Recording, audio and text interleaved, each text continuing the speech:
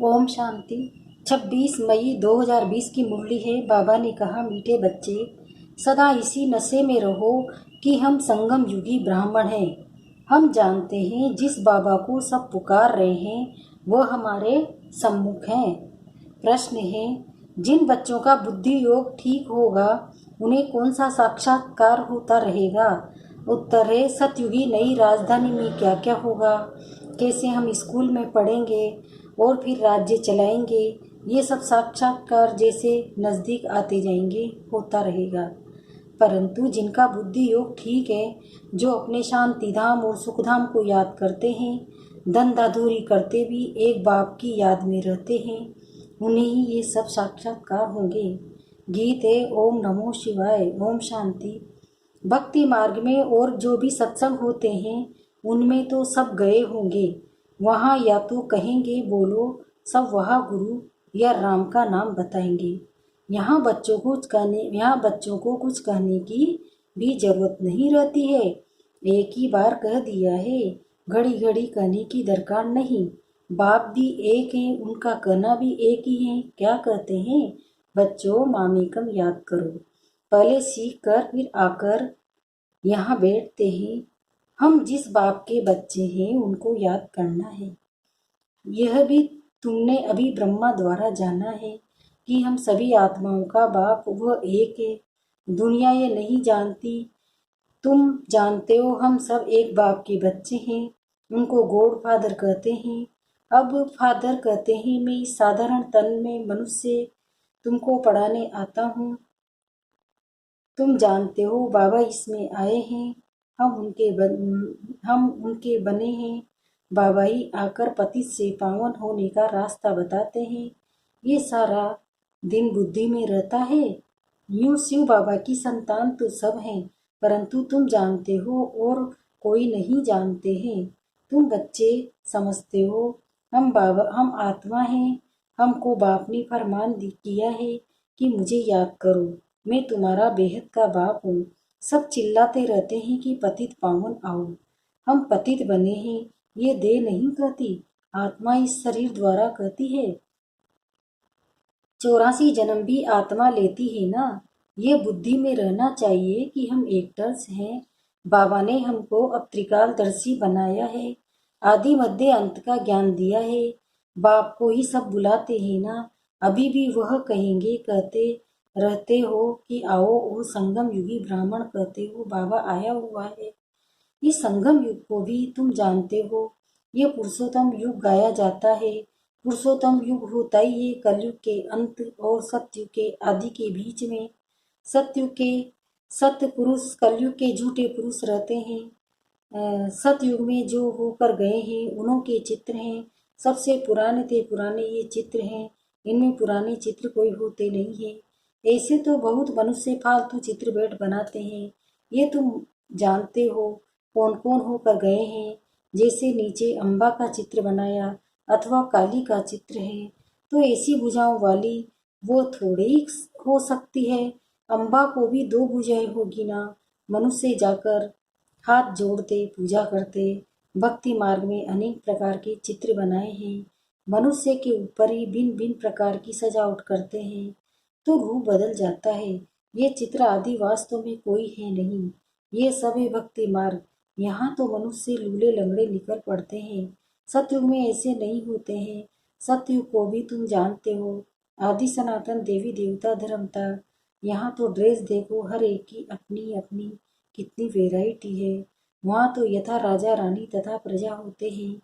जितना नजदीक होते जाएंगे तो तुमको अपनी राजधानी की ड्रेस आदि का भी साक्षात्कार होता रहेगा। देखते रहेंगे। हम ऐसे स्कूल में पढ़ते हैं, ये करते हैं, देखेंगे भी वह जिनका बुद्धि योग अच्छा है। अपने शांति धाम सुख धाम को याद करते हैं। धंधा दूरी तो करना ही है। भक्ति मार्ग में भी धंधा आदि तो करते हैं ना। ज्ञान कुछ भी नहीं था, ये सब है भक्ति। उनको कहेंगे भक्ति का ज्ञान। वह ये ज्ञान दे न सके कि तुम विश्व के मालिक कैसे बनेंगे। अभी तुम यहाँ पढ़कर भविष्य विश्व के मालिक बनते हो। तुम जानते हो यह पढ़ाई है नई दुनिया अमरलोक के लिए। बाकी कोई अमरनाथ पर शंकर ने पार्वती को अमर कथा नहीं सुनाई। वो तो शिव शंकर को मिला देते हैं। अभी बाप तुम बच्चों को समझा रहे हैं, ये भी सुनते हैं। बाप बिगड़ सृष्टि के आदि मध्य अंत का राज कौन समझा सकेंगे? ये कोई साधु संत आदि नहीं है। जैसे तुम ग्रस्त व्यवहार में रहते थे, वैसे ये भी ड्रेस आदि सब वही है। जैसे घर में माँ बाप बच्चे होते हैं, फर्क कुछ नहीं। बाप इस रथ पर सवार हो जाते हैं, बच्चों के पास ये भाग्यशाली रथ गाया जाता है। कभी बैल पर सवारी भी दिखाते हैं। मनुष्य ने उल्टा समझ लिया है, मंदिर में कभी बैल हो सकता है क्या? कृष्ण तो है प्रिंस, वो थोड़े ही बैल पर बैठेंगे। भक्ति मार्ग में मनुष्य बहुत मूझे हुए हैं। मनुष्य को है भक्ति मार्ग का नशा, तुमको है ज्ञान मार्ग का नशा। तुम कहते हो इस संगम पर बाबा हमको पढ़ा रहे हैं। तुम हो इस दुनिया में, परंतु बुद्धि से जानते हो हम ब्राह्मण संगम युग पर हैं। बाकी सब मनुष्य कलयुग में है। ये अनुभव की बातें हैं। बुद्धि कहती है हम कलयुग से अब निकल आए हैं, बाबा आया हुआ है। ये पुरानी दुनिया ही बदलने वाली है। ये तुम्हारी बुद्धि में है और कोई नहीं जानते। भले एक ही घर में रहने वाले हैं, एक ही परिवार के हैं, उसमें भी बाप कहेगा हम संगम युगी हैं, बच्चा कहेगा नहीं हम कलयुग में हैं। वंडर है ना, बच्चे जानते हैं हमारी पढ़ाई पूरी होगी तो विनाश होगा। विनाश होना जरूरी है, तुम्हारे में भी कोई जानते हैं। अगर यह समझे दुनिया विनाश होनी है तो नई दुनिया के लिए तैयारी में लग जाए। बेग बेगेज तैयार कर ले, बाकी थोड़ा समय है। बाबा के तो बन जाए, भूख मरेंगे तो भी पहले बाबा फिर बच्चे। यह तो बाबा का भंडारा है, तुम शिव बाबा के भंडारे से खाते हो।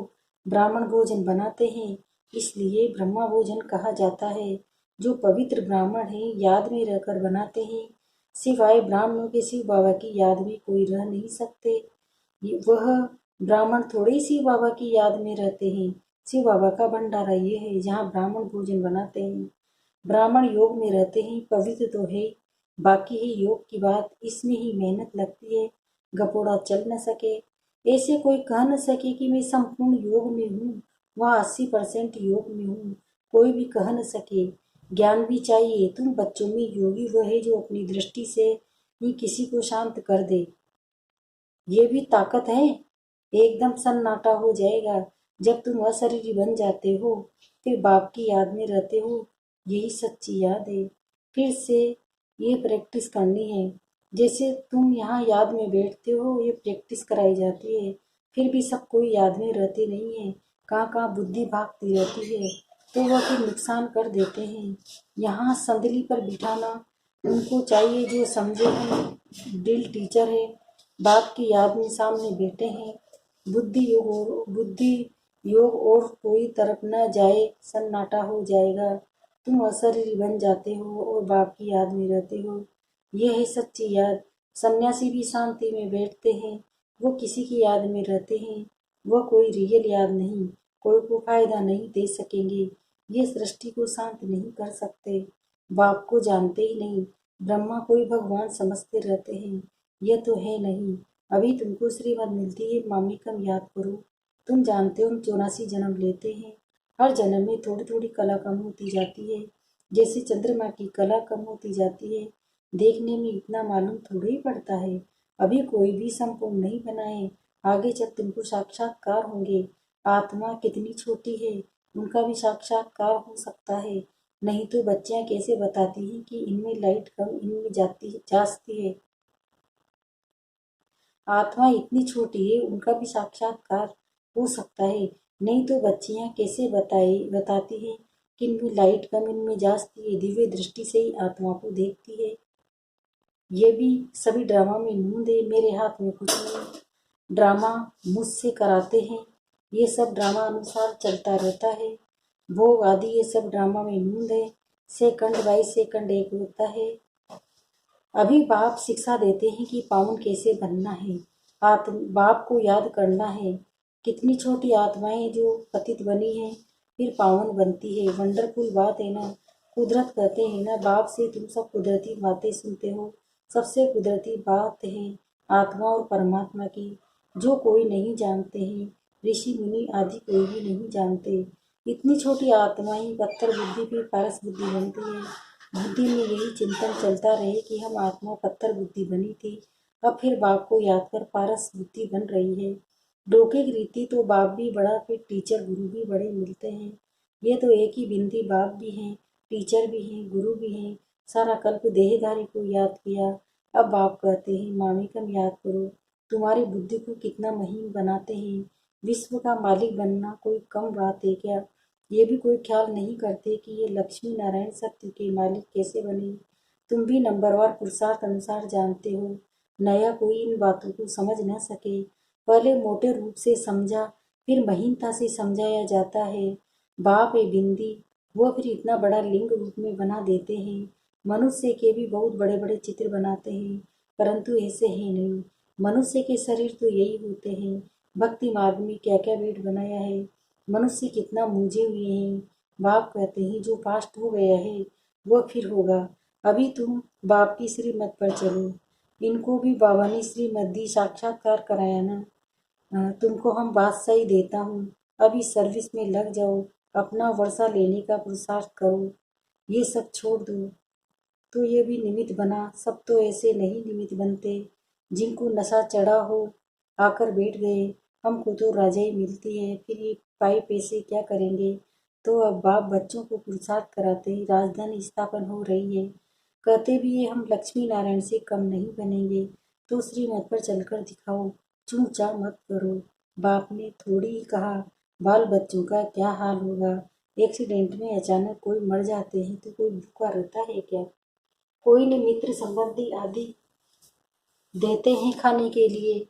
यहाँ देखो, बाबा पुरानी झोपड़ी में रहते हैं, तुम बच्चे आकर महलों में रहते हो। बाप कहेंगे बच्चे अच्छी रीते रहे, खाए पिए, जो कुछ भी नहीं ले आए हैं उनको भी सब कुछ अच्छी रीति मिलता है। इस बाबा से भी अच्छी रीति रहते हैं। शिव बाबा कहते हैं, ओम शांति, ओम शांति।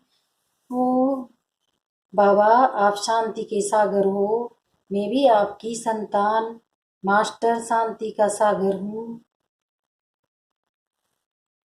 बाकी सब मनुष्य कलयुग में है, ये अनुभव की बातें हैं। बुद्धि कहती है हम कलयुग से अब निकल आए हैं, बाबा आया हुआ है, ये पुरानी दुनिया ही बदलने वाली है। ये तुम्हारी बुद्धि में है और कोई नहीं जानते। बल एक ही घर में रहने वाले हैं, एक ही परिवार के हैं। उसमें भी बाप कहेगा हम संगम युगी है, बच्चा कहेगा नहीं हम कलयुग में है। वंडर है ना। बच्चे जानते हैं हमारी पढ़ाई पूरी होगी तो विनाश होगा, विनाश होना जरूरी है।